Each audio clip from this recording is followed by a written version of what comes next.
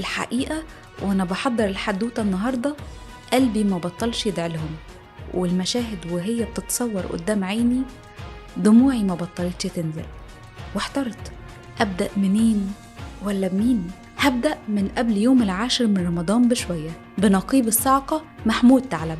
المعركة كان بيخطط لها القادة في غرف مغلقة للحفاظ على السرية وعنصر المفاجأة، وده طبعا ما كانش موضح الرؤية للضباط اللي كان منهم النقيب محمود ثعلب اللي كانت غيرته على بلده وأرضه مولعة النار في قلبه، فما كانش قادر يستنى قرار العبور.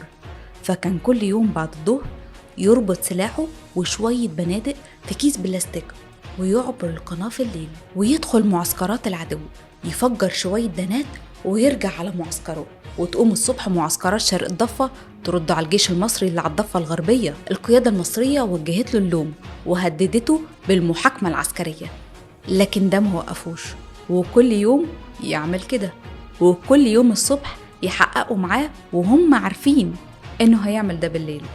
النقيب محمود ثعلب نجح انه يخلق الذعر عند عدونا، فوزعوا صوره في كل مكان وادوا الأوامر اللي يشوفوا يقتلوا على طول، خايفين من اللي ممكن يعملوا لو أثروه. واللي زاد وغطى جابوا مكبرات صوت ووقفوا فوق الساتر الترابي وابتدوا ينادوا عليه بالاسم ويهنوه عشان يخوفوه.